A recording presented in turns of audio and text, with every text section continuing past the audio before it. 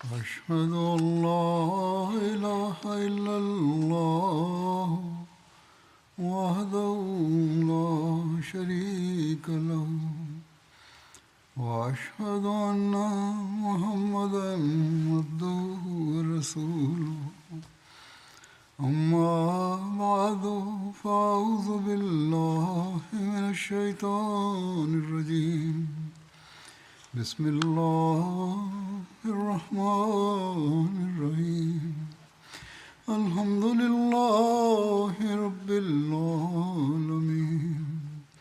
الرحمن الرحيم مالك يوم الدين إياك نعبد وإياك نستعين اهدنا الصراط المستقيم صراط الذين أنعمت عليهم غير المغضوب عليهم ولا الضالين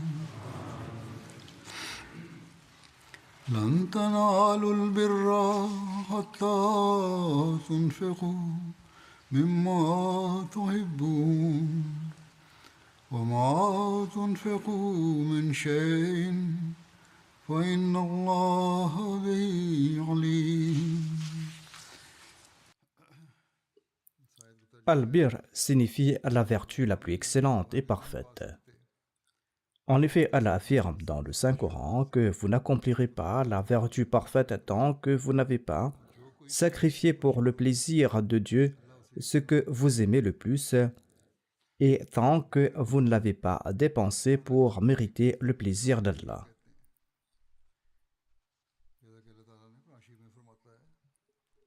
Ainsi, le véritable croyant, le croyant en quête du plaisir d'Allah, tente d'atteindre ces niveaux de la vertu qui le rapprocheront de Dieu. Et d'ailleurs, il doit s'évertuer en ce sens. En maints endroits dans le Saint-Coran, Allah l'Exalté a préconisé différentes manières de se rapprocher de lui. Il a évoqué une multitude d'œuvres méritoires. Et dépenser dans la voie d'Allah est qualifié de vertu.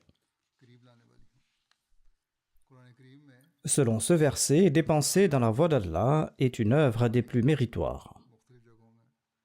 Il affirme que si vous dépensez ce que vous aimez dans la voie d'Allah, c'est là que cet acte sera considéré comme une vertu des plus louables.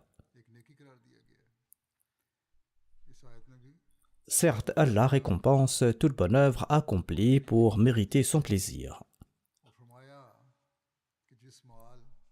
Cependant, une emphase particulière a été placée sur les sacrifices en raison de l'amour de la richesse que nourrit l'homme. Ainsi, pour atteindre un haut niveau de foi, pour atteindre un haut niveau de vraie vertu et de sacrifice, Allah le Tout-Puissant a établi un critère de sacrifice, c'est-à-dire que vous devez offrir ce que vous aimez. Comme il a dit, la vraie vertu consiste à donner dans le chemin d'Allah ce que vous chérissez le plus, à le sacrifier pour rechercher la satisfaction d'Allah. Le Messie premier alayhi salam a expliqué ce terme en de nombreux écrits. Il déclare, entre autres, « Il ne faut pas avoir d'attachement excessif à la richesse. Ceci est très difficile à notre époque. » Il déclare que l'on ne doit pas être attaché à ses biens. Allah le Tout-Puissant déclare dans le Saint-Coran « Lan tanalul birra hatta tunfiqu mimma tuhibbun » Vous ne pouvez accéder à la véritable vertu tant que vous ne sacrifiez pas dans le chemin d'Allah ce que vous chérissez le plus. Si l'on compare la situation actuelle avec celle de l'époque du saint prophète Mohammed paix soit lui, on ne peut que déplorer à la condition de notre époque. Car rien n'est plus précieux que la vie. Et à l'époque du saint prophète Mohammed paix soit lui, il fallait sacrifier sa vie dans la voie d'Allah.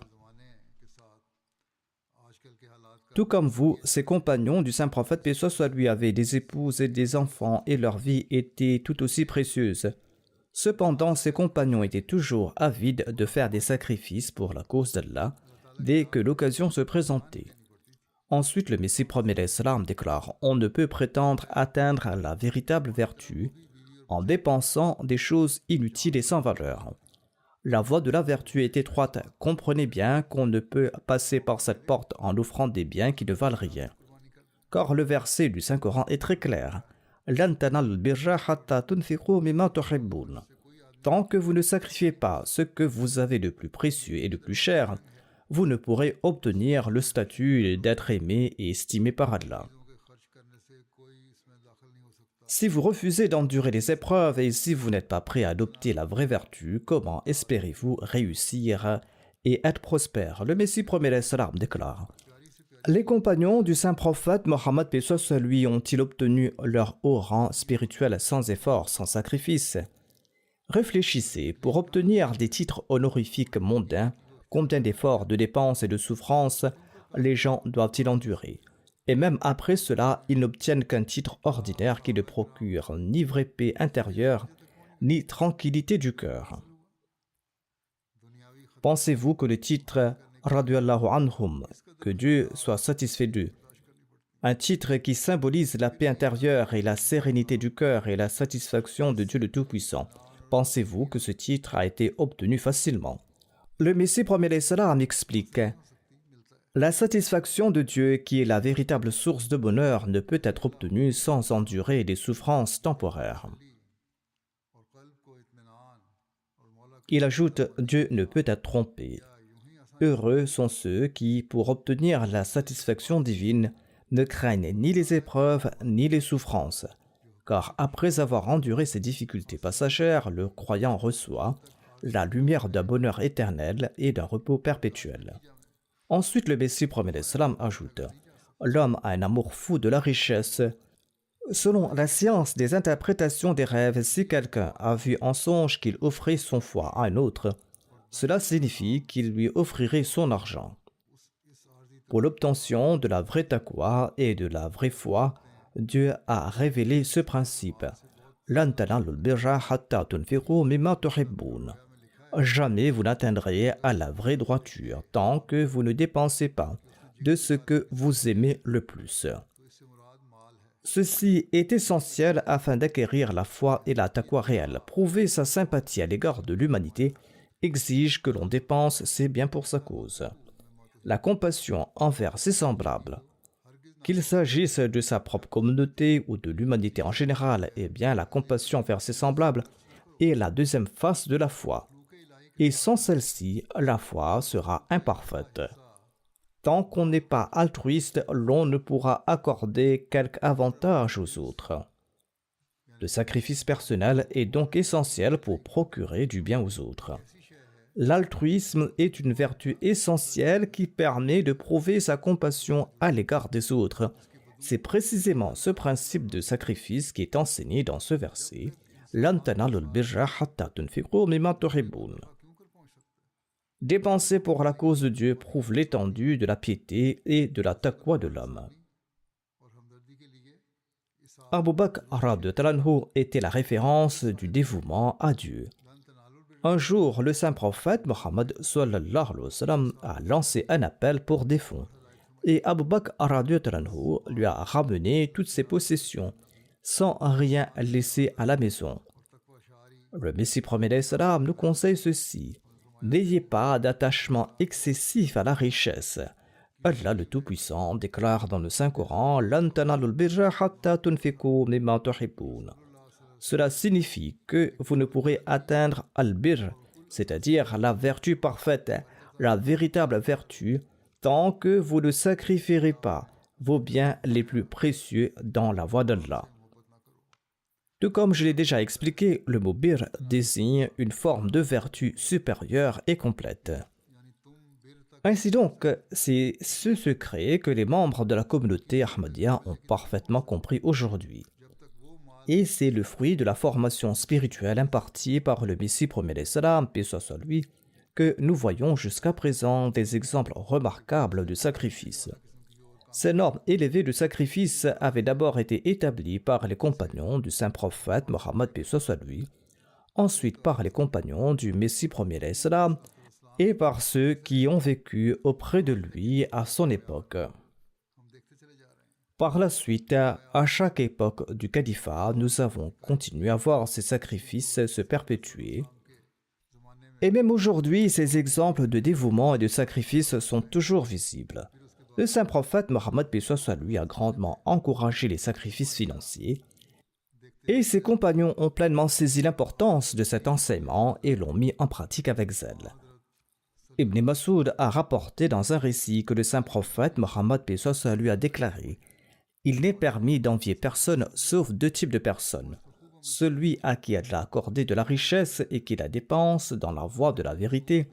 Et deuxièmement, celui à qui Allah a accordé la compréhension, la sagesse et la connaissance et qui les utilise pour rendre justice aux gens et pour les enseigner. Ceci est la norme de sacrifice que le saint prophète Mohammed paix soit lui a établie parmi ses compagnons à travers ses conseils. Et cette norme a effectivement été atteinte. Abu Masoud Ansari rapporte que lorsque le saint prophète Mohammed paix soit lui nous encourageait à faire des aumônes, certains des nôtres partaient au marché pour travailler.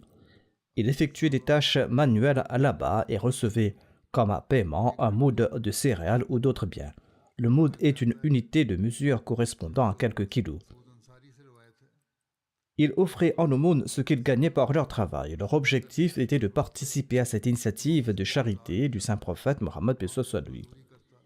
Ils ne voulaient pas participer en demandant l'aide d'autrui, ils voulaient y contribuer avec ce qu'ils ont gagné par leurs propres efforts. Le narrateur rajoute: certains de ses compagnons qui avaient commencé par de modestes contributions ont été tellement bénis par Allah que certains d'entre eux possèdent jusqu'à 100 000 dirhams. Ceux qui, à l'époque, travaillaient de leurs mains pour gagner un peu d'argent, pour l'offrir en aumône, sont aujourd'hui devenus propriétaires de grandes fortunes. Ceci est la bénédiction du sacrifice, et c'est ce secret que le saint prophète paix soit sur lui nous a également encouragés à adopter, et c'est le même conseil qu'Allah nous donne dans le Saint-Coran, c'est-à-dire dépenser dans la voie d'Allah et offrez ce que vous aimez. Les récits historiques rapportent que parfois, lorsque le saint prophète paix soit sur lui lançait un appel aux contributions financières, les compagnons apportaient tout ce qu'ils possédaient chez eux, au point que des piles d'objets variés s'accumulaient devant lui. Toute communauté a besoin de fonds, elle a besoin de biens, de ressources. Les communautés des prophètes ont toujours compris cette nécessité et elles ont fait des sacrifices dans la mesure de leur capacité.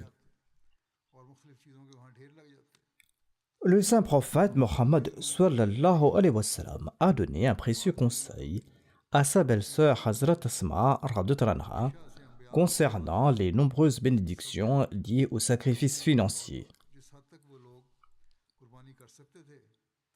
Il lui a conseillé ceci: dépense pas de façon mesurée en comptant chaque pièce lorsque tu donnes dans le chemin d'Allah, sinon Allah te donnera également de façon mesurée et limitée. Ne ferme pas la bourse de tes pièces avec avarice, sinon elle restera fermée. Le saint prophète paix soit sur lui encouragé: dépense autant que tu peux, ouvre ta bourse et fais confiance à Allah, et Allah ne cessera de te donner en abondance. Abu Huraira radhiyallahu anhu relate: le saint prophète Mohammed paix soit sur lui a déclaré: chaque matin, deux anges descendent du ciel. L'un d'eux fait cette prière: ô Allah, accorde davantage à celui qui dépense avec générosité et crée d'autres personnes pour suivre cette race. Le second ange prie en ces termes: ô Allah, prive de bénédiction celui qui retient ses biens par avarice et fait en sorte que sa richesse se perde et se détruise. Cependant, aujourd'hui, seuls les Ahmadis connaissent ce secret. L'histoire de l'Ahmadiyya regorge de nombreux exemples qui illustrent l'importance d'une générosité désintéressée, et chaque jour de nouveaux récits viennent enrichir cette histoire. Quelqu'un a écrit: je ne disposais que d'une petite somme d'argent que j'avais prévue pour lancer un commerce et acheter quelques articles indispensables. Mais la situation était très difficile. Je ne savais pas si mon projet allait fonctionner. Mon père m'a alors conseillé: quelle que soit la somme que tu possèdes, donne-la en contribution pour la cause d'Allah. Sacrifie cette somme pour la cause d'Allah. J'ai suivi son conseil. Et j'ai offert cette somme en contribution. Par la grâce d'Allah, des opportunités inattendues se sont présentées. J'ai reçu une commande importante qui m'a rapporté plusieurs fois la somme que j'avais donnée. Avec cet argent, j'ai lancé mon commerce et Allah y a placé une telle bénédiction que les richesses ont commencé à affluer. Dieu continue à montrer ses expériences à l'époque contemporaine aux disciples et aux serviteurs du Messie premier salam afin de renforcer leur foi. À différentes occasions, le saint prophète Mohammed sallallahu alayhi wa sallam a beaucoup encouragé les sacrifices financiers. Hassan radhiyallahu anhu, qu'Allah soit satisfait de lui, rapporte que le saint prophète Mohammed lui a rapporté dans son hadith Qudsi, c'est-à-dire qu'il s'agit d'une déclaration attribuée à Allah. Il a déclaré: Allah le Tout-Puissant déclare: Ô fils d'Adam, rassure-toi en accumulant tes richesses auprès de moi. Avec moi, il n'y a aucun risque d'incendie, aucune crainte qu'elles soient englouties par des eaux, aucune peur que ces richesses soient volées. Je te retournerai tout le trésor que tu m'as confié le jour où tu en auras le plus besoin. C'est-à-dire la vie après la mort, lorsque l'homme ne sait pas ce qu'il adviendra de lui. Il ne connaît pas ses bonnes actions. À ce moment-là, Allah a déclaré que ce jour-là, je te récompenserai pour tes sacrifices. Et ces sacrifices te serviront de moyen de pardon. Ceci est le marché qu'Allah conclut avec le croyant. Le Messie premier salam déclare: Je comprends très bien que l'avarice et la foi ne peuvent cohabiter dans le même cœur. Celui qui croit sincèrement en Dieu ne considère pas que sa fortune se limite à ce qui se trouve dans son coffre-fort, mais il considère tous les trésors de Dieu le Tout-Puissant comme les siens. Et l'avarice le quitte comme les ténèbres disparaissent à la lumière. Ensuite, le Messie premier salam explique: Les membres doivent servir la communauté à tout égard dans ce sens. Ils ne doivent pas être en reste, même en matière de sacrifices financiers. Aucun système ne fonctionne dans le monde sans dons. Les dons ont été collectés à l'époque de tout prophète, par tous les prophètes, par le saint prophète Mohammed sallallahu alayhi wa sallam, par Moïse, paix soit lui, et par Jésus alayhi salam. Il est donc important que les membres de notre communauté portent une attention à cet aspect. Si chaque membre donnait régulièrement une pièce de monnaie par an, beaucoup de choses pourraient être réalisées. À cet égard, considérons l'exemple du premier calife de la communauté, paix soit lui. Voyez comment il s'est sacrifié pour répondre à l'appel du Messie premier salam et comment il s'est sacrifié afin d'accomplir la mission du Messie premier salam. Le Messie premier salam a écrit à propos du premier calife et il a déclaré que si je lui accordais la permission, il aurait tout sacrifié dans la voie d'Allah. De la même manière qu'il a rempli son devoir de rester en ma compagnie spirituellement, il aurait également sacrifié tous ses biens matériels et satisfait pleinement son désir de rester à mes côtés à chaque instant. Le Messie premier salam déclare: Je cite quelques lignes de ces lettres en guise d'exemple. Le premier calife a écrit au Messie premier salam: Je suis prêt à tout sacrifier pour votre cause. Tout ce que je possède ne m'appartient pas, mais tout est à vous. Ô maître et guide, je vous informe humblement et en toute sincérité que si mon argent, si tous mes biens sont utilisés pour la propagation de la religion, j'aurai certainement atteint mon objectif. Si l'impression du livre Brahim rencontre des obstacles à cause du manque d'acheteurs ou de leur incapacité à payer, je vous prie de me permettre de rendre ce modeste service, de payer la totalité des coûts moi-même et de vous rembourser les recettes perçues. Et avec une grande douleur au cœur, il a ajouté: Ma plus grande bénédiction serait de pouvoir servir cette cause. Mon intention est de prendre en charge tous les frais de l'impression de l'ouvrage Brahim Ahmadiyya. Tel était le niveau de sacrifice du premier calife de la communauté. Lorsque le deuxième calife de la communauté radhiyallahu anhu a lancé les campagnes Waqf Jadid et Tahrik Jadid, eh bien de nombreuses personnes, y compris des personnes pauvres, ont commencé à apporter de petites sommes en guise de dons. Certains ont apporté des poulets, d'autres ont apporté des œufs, et ils ont dit: Nous avons offert ce que nous possédions.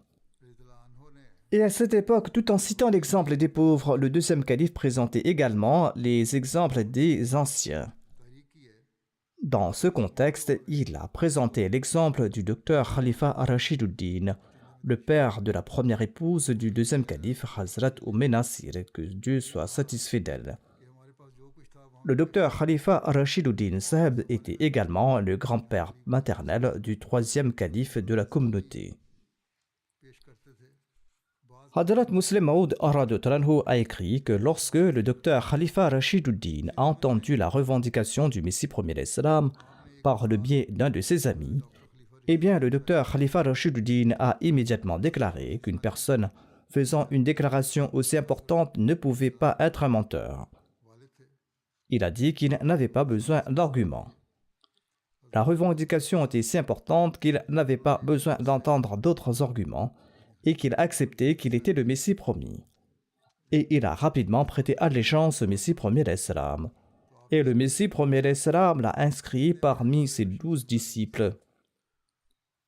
Et ses sacrifices financiers étaient si importants que le Messie premier d'Islam lui a remis un certificat écrit indiquant qu'il avait fait un don si important à la Jamaat qu'il n'avait plus besoin de faire des dons à l'avenir. Certes, il a continué à le faire, à consentir à des sacrifices, mais le Messie premier d'Islam a exprimé sa satisfaction de cette manière. Hazrat Muslim Maud Radotranhu écrit « Je me souviens de l'époque où le Messie premier d'Islam était jugé à Gurdaspur et il avait besoin d'argent. Le Messie premier d'Islam a envoyé un message à ses suivants leur informant que les dépenses augmentaient et qu'il a dû ouvrir 2 cuisines, une à Qadian et une à Gurdaspur. En raison de la présence du Messie premier d'Islam à Gurdaspur, les gens venaient là-bas et on leur servait des repas.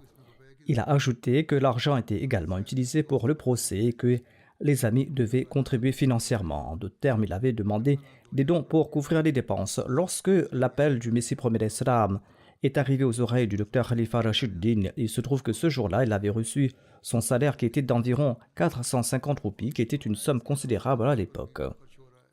Il a envoyé tout son salaire immédiatement au Messie premier d'Islam.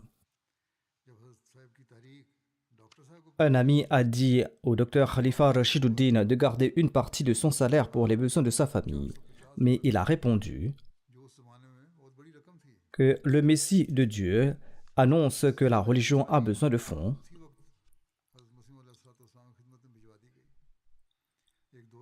Alors, à qui d'autre pourrais-je offrir cette somme? En bref, le docteur était imbu d'un tel niveau de sacrifice pour la religion que le Messie premier d'Islam a ressenti le besoin de le retenir et il lui a dit qu'il n'était plus nécessaire qu'il fasse des sacrifices. Ce sont donc des exemples qu'ont mis en place les anciens compagnons et les compagnons du Messie premier d'Islam. Par la suite, on a vu de tels exemples au cours de chaque califat. Je vais relater 1 ou 2 autres incidents de l'époque du Messie premier d'Islam.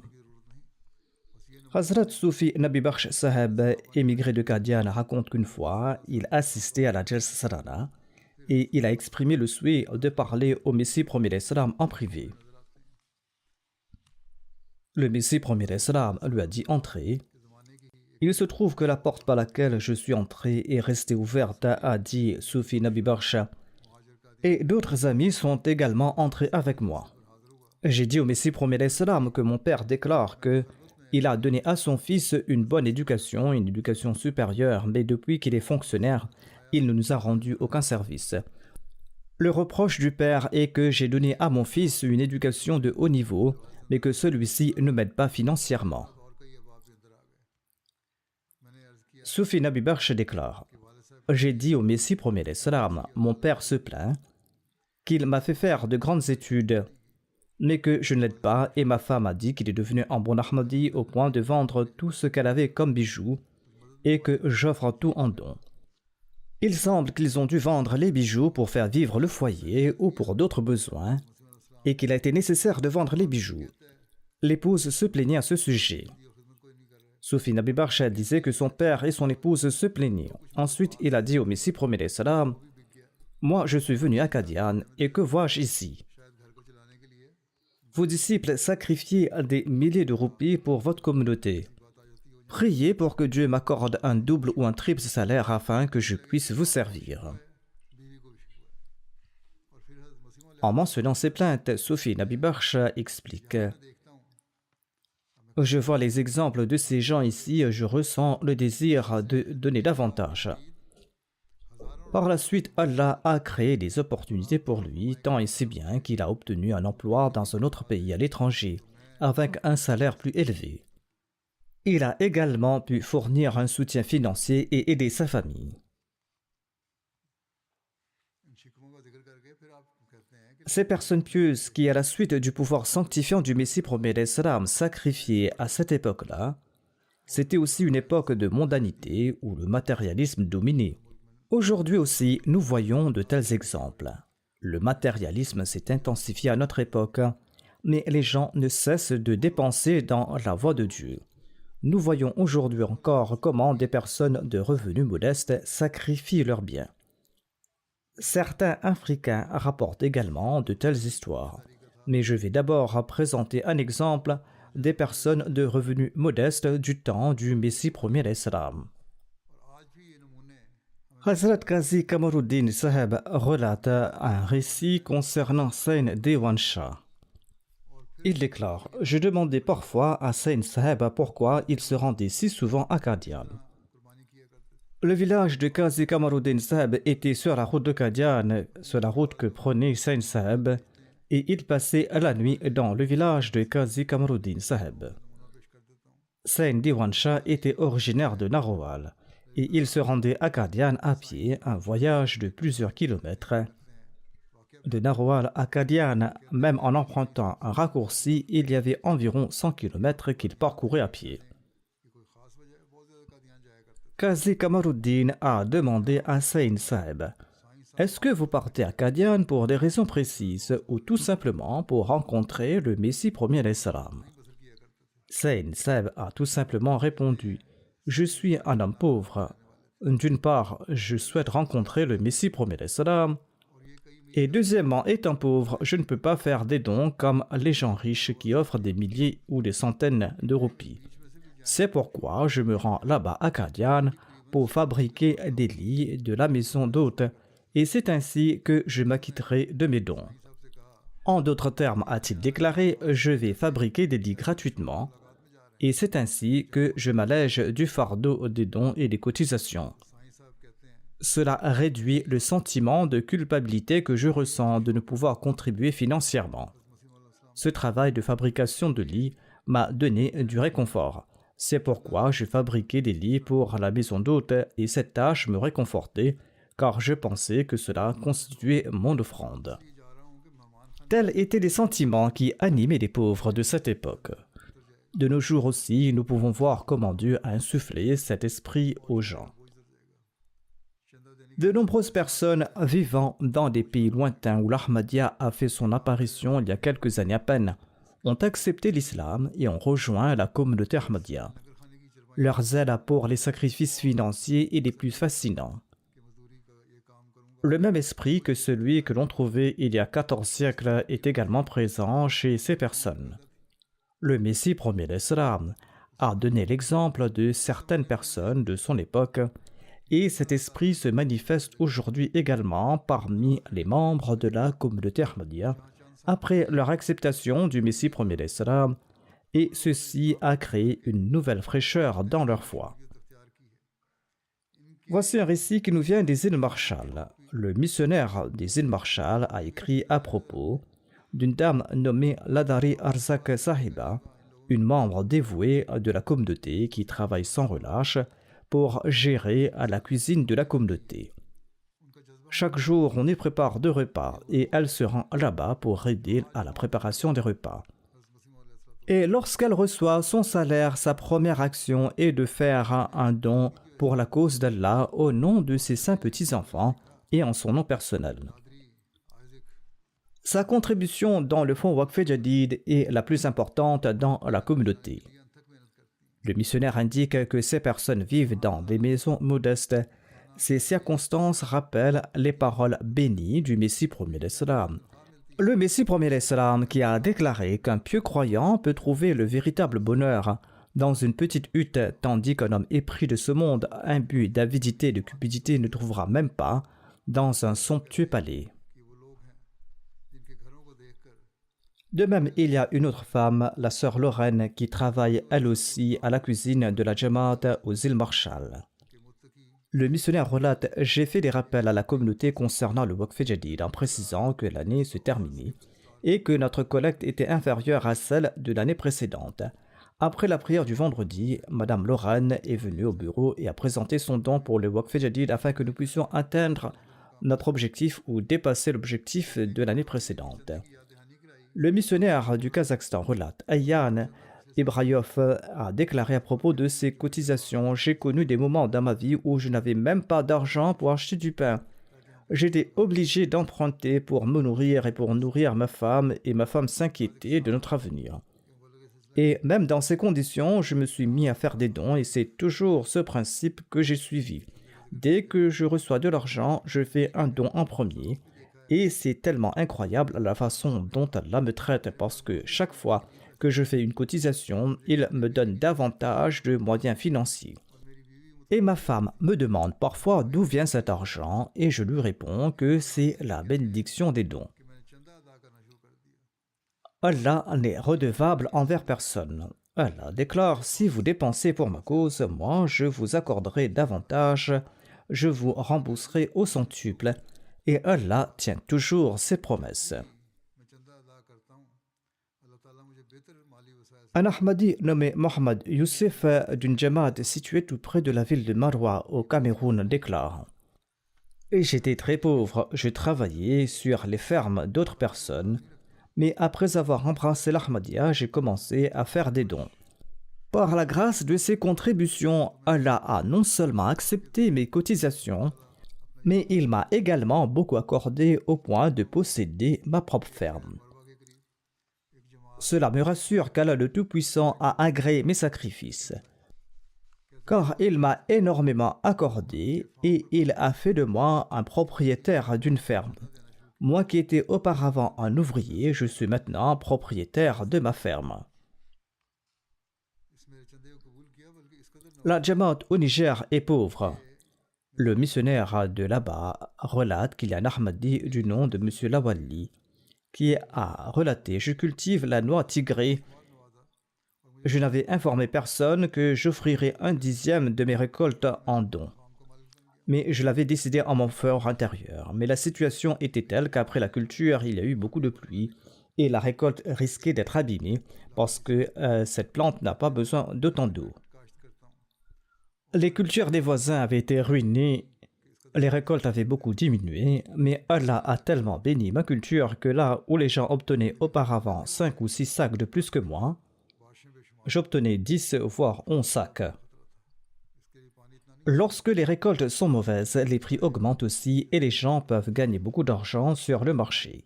Mais M. Lawali n'était pas avide d'argent. Il n'avait informé personne de la promesse qu'il avait faite en son cœur. Il avait fait une promesse à Allah en son cœur et il était prêt à consentir à ce sacrifice pour la cause d'Allah. Et conformément à sa promesse, il a offert les 11 sacs à la Jamaat en aumône. Et l'amour de la richesse ne l'avait pas dominé. Voilà donc les gens qui font des sacrifices que nous voyons encore aujourd'hui dans la Jamaat Ahmadiyya et dans chaque pays. Le président de la Jamaat de Yorubawala de la Gambie a déclaré avoir reçu une somme d'argent qu'il a divisée en 2 parties. Une partie était réservée aux dons et une autre partie à son usage personnel. Malheureusement, il a égaré la somme qui lui était destinée et il ne lui restait que la somme destinée aux cotisations, une somme qu'il avait la possibilité d'utiliser. Néanmoins, malgré ses besoins, il n'a pas utilisé cette somme destinée aux cotisations pour son usage personnel. L'amour de l'argent ne l'a pas dominé et il n'a pas cherché d'excuses. En déclarant que la somme avait été égarée et qu'il pouvait dépenser la moitié, il a dit non, j'offrirai la somme que j'avais réservée pour mes cotisations. Et il dit qu'il a versé cette somme. Allah a fait en sorte que peu de temps après, il a retrouvé la somme qu'il avait perdue et son besoin a été satisfait. En de telles situations, lorsque le besoin se fait sentir, l'amour de l'argent augmente certainement. Mais les gens possèdent une sincérité sublime qui les pousse à tenir la promesse qu'ils ont faite à Dieu, quoi qu'il advienne. Voici un autre cas où le besoin et l'amour de l'argent n'ont pas pu l'emporter sur le sens du sacrifice. Il existe une jamaat dans la région de Maradi, au Niger. Ahmad Sani est quelqu'un qui verse sa contribution dans le fonds Waqf Jadid régulièrement chaque année. Cette année, les récoltes ont été endommagées par les inondations de la région. On pensait que les gens ne pourraient pas verser de grosses contributions, mais il a déclaré « Bien sûr, les pluies abondantes et les inondations ont détruit les récoltes. Les récoltes n'ont pas été aussi bonnes en raison des inondations, mais cela ne va pas réduire ma contribution. » Et il a fait une contribution plus importante que celle qu'il faisait auparavant. Voici une autre histoire où le sacrifice a eu la priorité malgré la nécessité. Il existe au Niger la Jamaat de Dipsou. Là-bas, les pluies ont été faibles et cela a eu un très mauvais impact sur les récoltes.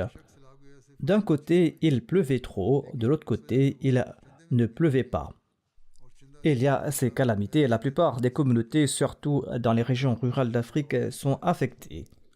De plus, la situation politique du pays est très mauvaise.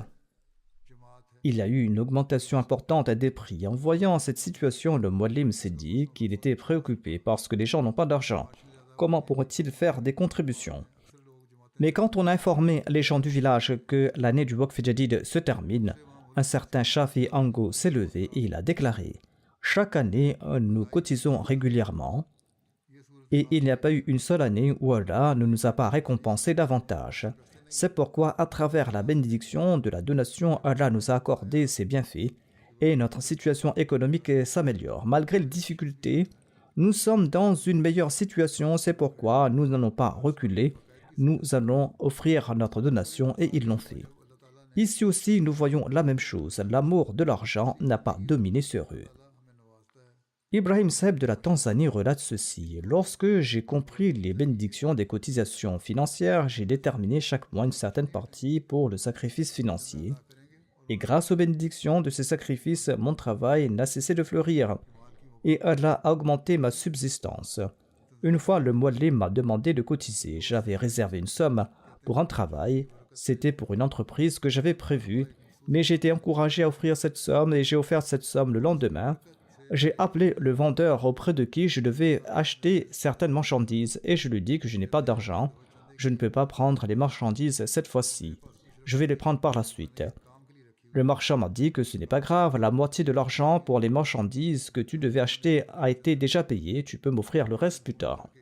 Monsieur Ibrahim a déclaré « Je ne sais toujours pas jusqu'aujourd'hui qui a payé cette somme, je n'ai pas compris ce mystère. » Ainsi, Allah peut aider d'une manière dont on ne se rend même pas compte. Allah a fait en sorte que certains trouvent un emploi grâce à des sacrifices financiers. Un jeune originaire de la République tchèque explique comment Dieu lui a fait comprendre la philosophie de l'offrande financière. Il dit « Le sacrifice financier m'a offert une nouvelle vie spirituelle. Je vois mes camarades étudiants aux prises avec des difficultés, mais moi, je suis en paix. Alors que chacun s'efforce d'amasser de l'argent par la grâce de Dieu, j'ai pris l'habitude d'offrir à Dieu tout l'argent qui me tombe entre les mains. Mes amis me disent que cela ne sert à rien, mais mon Dieu est témoin que ma vie en dépend. Je cherchais du travail dans mon domaine et j'avais du mal à en trouver. Grâce aux bénédictions de Dieu et aux bénédictions des contributions, cette difficulté a disparu. Je n'avais pas de logement, mais Allah m'a permis d'en trouver un. Auparavant, ma poche était toujours vide, mais maintenant, par la grâce d'Allah, elle est toujours pleine. Même quand je fais des dons, Allah, le Tout-Puissant, remplit mes poches depuis une autre source. Un inspecteur de l'Inde écrit ceci. La contribution annuelle au Waqf Jadid d'un ami s'élevait à 24 000 roupies.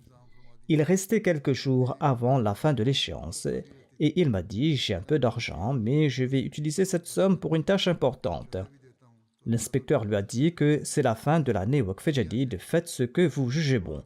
Vous pouvez offrir cette somme maintenant ou après. Sur ce, cette personne a dit « Je place ma confiance en Dieu et je vais verser cette somme en tant que don. » Le lendemain, le dit individu l'a appelé pour lui dire qu'une grosse somme d'argent qui était bloquée dans le cadre de son entreprise a finalement été déboursée. Il n'avait pas reçu l'intégralité de la somme. Il n'en avait reçu que 50 000 et la personne avait dit qu'il allait rembourser le reste rapidement. Allah a dit à cette personne, tu es prêt à abandonner ton amour de l'argent et tes besoins personnels pour subvenir aux besoins de la communauté. Eh bien, en ce cas, je vais t'aider. C'est ainsi qu'Allah apporte son soutien.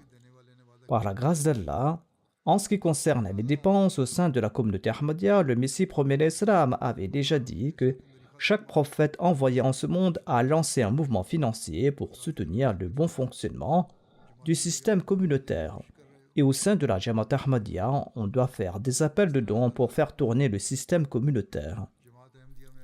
De toutes nos missions dans le monde, les contributions du Tahrik Jadid et du Waqf Jadid vont directement au centre, tandis que le reste est dépensé dans les pays respectifs. Cependant, les gens dans les pays africains ne sont pas aisés. Malgré cela, ils font des contributions importantes, mais les dépenses sont très élevées en raison des missions, des mosquées et d'autres projets. Nous avons 7953 mosquées en Afrique et 306 sont en cours de construction. Chaque année, des plans sont dressés pour la construction de douzaines de mosquées. 1860 maisons de mission sont fonctionnelles, quelques-unes sont louées, quelques autres appartiennent à la communauté. Au total, nous avons 400 missionnaires centraux qui travaillent là-bas et nous avons plus de 2000 muallimines à l'œuvre. Ensuite, il y a Qadian, il y a les pays de l'Amérique du Sud, il y a les îles. Les dépenses de ces missions sont couvertes par le centre car les communautés locales ne parviennent pas à subvenir elles-mêmes à leurs besoins financiers. Le frais de fonctionnement des missions est très élevé. Il y a également des dépenses pour la distribution de la littérature. Une partie de cette littérature est envoyée depuis le centre, notamment les livres de grande taille, qui sont souvent distribués gratuitement, tout comme les brochures. Dans certains cas, une partie de la littérature est imprimée sur place. Tout cela représente des dépenses importantes, mais Allah, par sa grâce, continue de pourvoir à ses besoins financiers.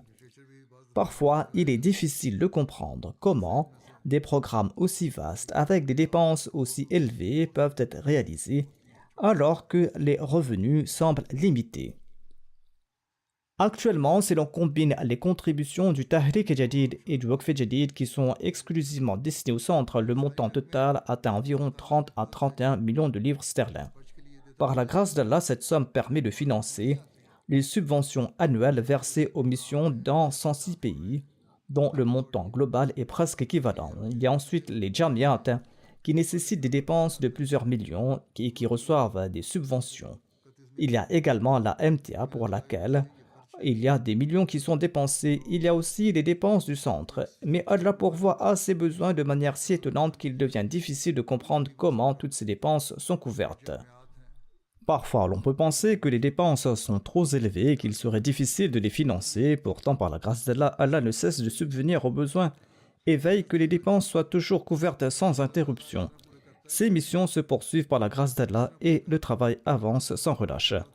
Allah avait promis au Messie premier l'Islam qu'il lui accorderait des ressources financières et cette promesse s'accomplit encore aujourd'hui. Allah ne cesse de fournir les fonds nécessaires pour répondre aux besoins de la communauté. Qu'Allah permette à la communauté la capacité d'utiliser ces fonds de manière correcte et responsable et de ne pas faire preuve de négligence ou d'irrégularité à cet égard. Le Messie premier l'Islam déclare « Il vous est impossible d'aimer à la fois les richesses matérielles et Allah, vous ne pouvez aimer qu'un seul. Heureux est donc celui qui choisit d'aimer Allah. Si l'un d'entre vous aime Allah et dépense ses biens dans sa voie, je suis convaincu que ces biens seront bénis bien plus que ceux des autres, car la richesse ne provient pas d'elle-même, mais elle découle de la volonté d'Allah. Celui qui abandonne une partie de ses biens par amour pour Allah retrouvera cette bénédiction, tandis que celui qui est attaché à ses richesses et qui refuse de faire des sacrifices requis pour la cause divine les perdra inévitablement. Ne pensez pas que vos efforts seuls vous apportent des richesses. Sachez que celles-ci proviennent d'Allah. Ne pensez pas non plus que vos dons ou services sont des faveurs à Allah ou à son envoyé. En réalité, c'est un bienfait d'Allah qu'il vous appelle à servir sa cause. Je vous le dis en toute vérité. Si vous me délaissez tous et si vous refusez de soutenir cette mission, Allah fera surgir une autre nation qui va accomplir ce service. Soyez convaincus que cette œuvre provient des cieux et votre service n'est qu'un moyen d'assurer votre propre bien. Ne laissez donc pas l'arrogance s'installer dans vos cœurs en vous disant « Nous contribuons financièrement ou nous accomplissons des services ». Je vous avertis encore et encore, Allah n'a nul besoin de vos services. C'est uniquement de par sa grâce qu'il vous accorde la possibilité de servir sa cause. Ainsi, c'est ce sens du sacrifice et cette vision que le Messie premier d'Islam a instillé au sein de la communauté et par la grâce d'Allah, même après 130 à 135 années, cet esprit est toujours vivant chez les membres de la Jamaat Ahmadiyya. On le retrouve tant chez les jeunes que chez les nouveaux convertis, qui ne cessent de consentir à des sacrifices. Les quelques exemples que j'ai mentionnés montrent comment ils ont compris cette philosophie. Allah bénit leurs biens et ils sont prêts à consentir à toutes sortes de sacrifices pour sa cause. Qu'Allah ne cesse de bénir leurs biens et leur vie. À cet égard, je vais également présenter un rapport sur les contributions de cette année dans le fonds Waqf Jadid et cela va démontrer à quel point la communauté a consenti à des sacrifices financiers par la grâce de Dieu.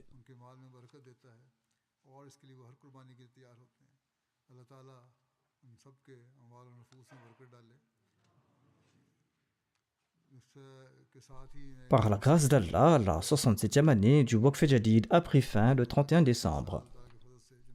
La communauté Ahmadiyya mondiale a offert une contribution financière de 13 681 000 livres sterling, soit environ 14 millions de livres sterling, et cette somme représente une augmentation de 736 000 livres sterling par rapport à l'année précédente. Alhamdulillah. En ce qui concerne le classement des contributions selon les pays, le Royaume-Uni occupe la première place. Il y a une forte concurrence entre le Royaume-Uni et le Canada qui a également considérablement augmenté ses sacrifices financiers cette année. Cependant, le Canada reste encore derrière le Royaume-Uni. En troisième position vient l'Allemagne, suivie des États-Unis, l'Inde, l'Australie, une Jamaat du Moyen-Orient, l'Indonésie, une autre Jamaat du Moyen-Orient et la Belgique.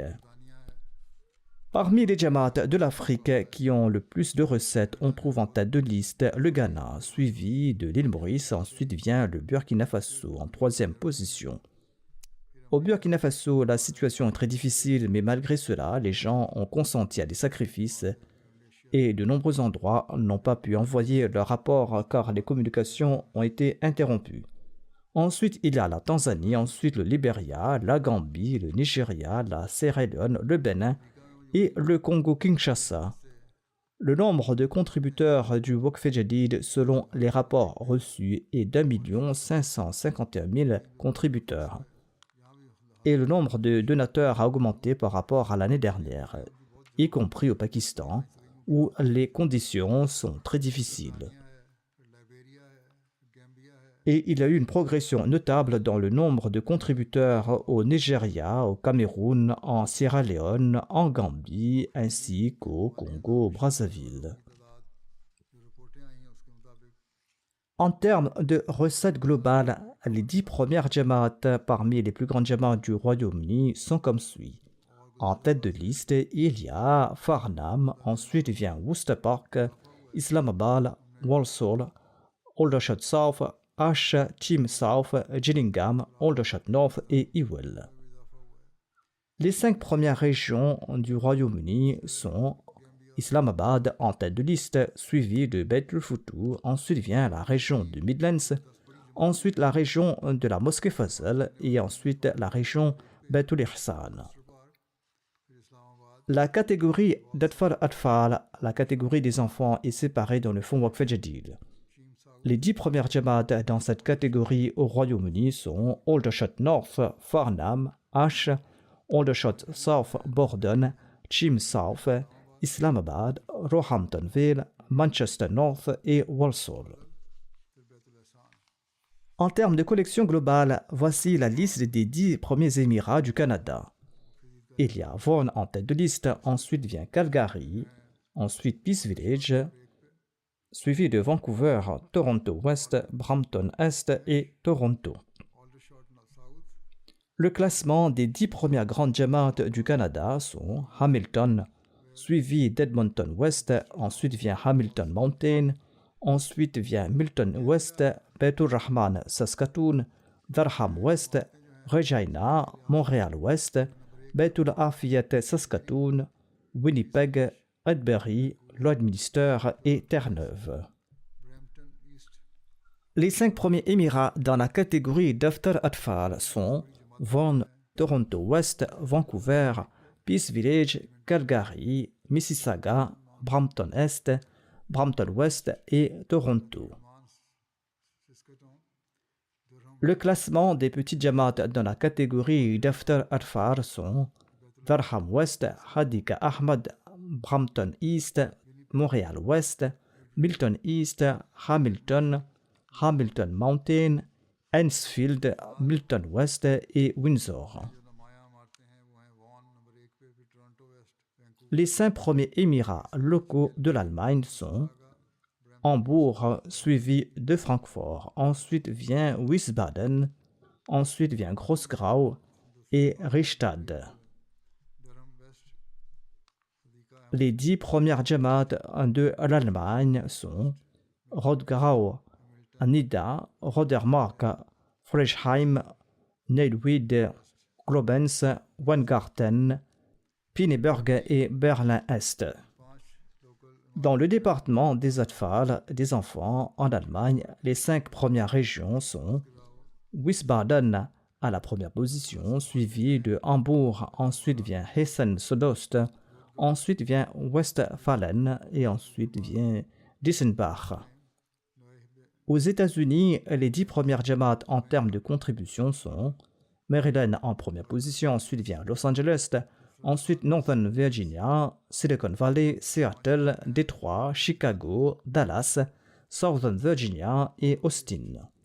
Concernant les contributions des enfants, aux États-Unis, les 10 premières Jamaat sont Seattle, ensuite Philadelphie, North Virginia, Georgia, Carolina, Chicago, Austin, Dallas, Oshkosh, Détroit, Maryland. Au Pakistan, par la grâce d'Allah, les membres ont fourni de grands efforts et ont consenti de grands sacrifices. Parmi les villes les plus actives dans les contributions, Lahore arrive en tête de liste, suivi de Rabwa, ensuite vient Karachi. Concernant les districts pour les adultes, Islamabad occupe la première position, suivi de Sialkot vient ensuite Faisalabad, Gujarat, Gujranwala, Sargodha, Umarkot, Multan, Hyderabad et Mirpur Khas.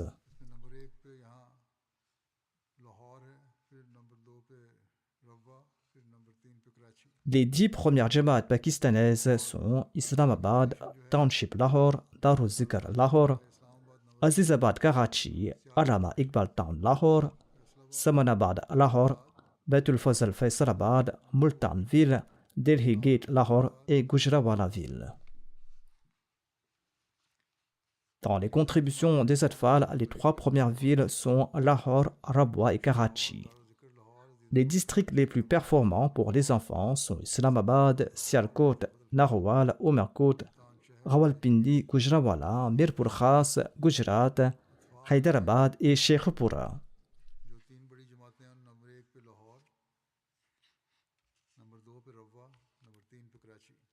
Certaines Jamaat ont également réalisé des efforts exceptionnels.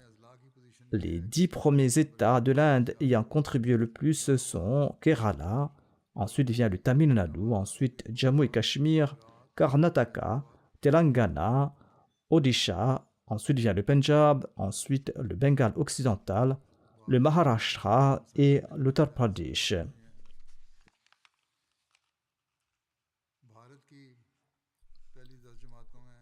Les 10 premières Jamaat indiennes sont Coimbatore, Qadian, Hyderabad, Calicut, Manjini, Bangalore, Melapalayam, Calcutta, Karing et Karolai. Les 10 premières Jamaat de l'Australie sont Castle Hill, Melbourne Long Warren, Marsden Park, Melbourne Clyde, Logan East, Melbourne Berwick, Penrith, Perth, Adélaïde et Adélaïde Ouest.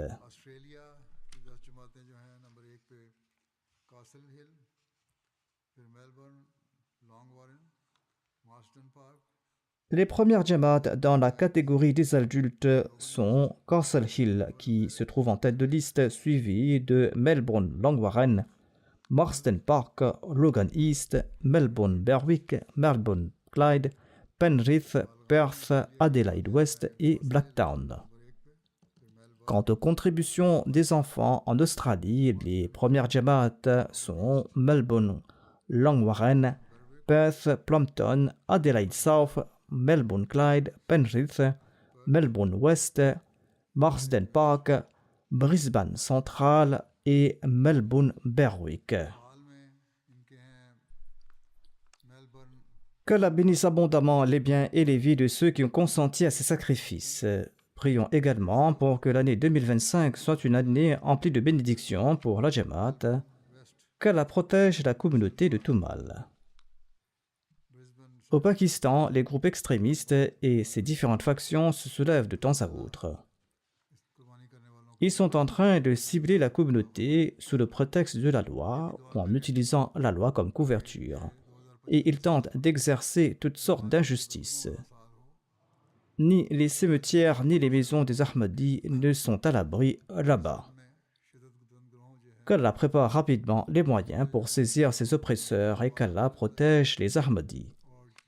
Ils ont aussi la ville de Rabwa dans leur collimateur. Qu'Allah ne cesse d'assurer la sécurité de cette ville. J'avais attiré votre attention quelque temps de cela sur l'importance de réciter le Darud Sharif et certaines prières.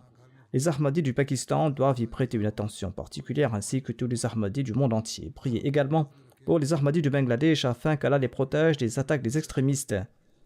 En Syrie, il y a un nouveau gouvernement.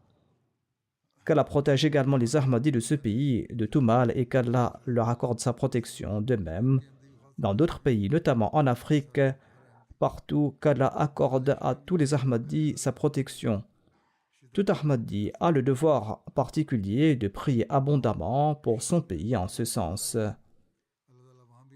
Et les Ahmadis vivant à l'étranger doivent également prier pour les Ahmadis vivant au Pakistan.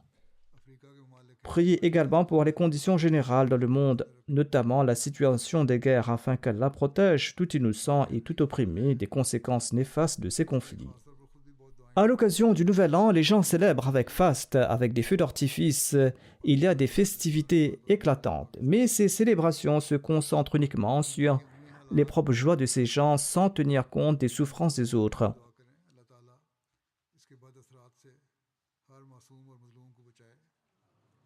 Pendant ce temps, les puissances oppressent les pauvres et les nations vulnérables.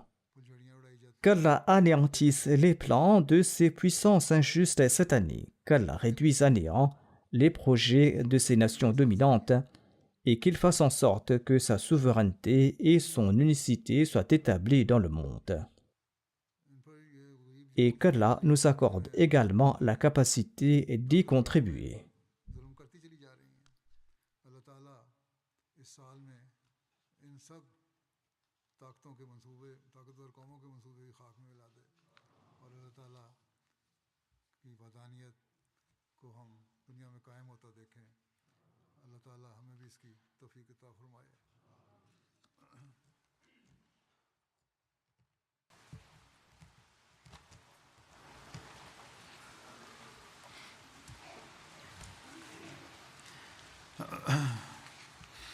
Alhamdulillah, alhamdulillah, nahmaduhu wa nasta'inuhu wa nastaghfiruhu wa nu'minu bihi wa natawakkalu alayhi wa na'udhu billahi min shururi anfusina wa min sayyiati a'malina.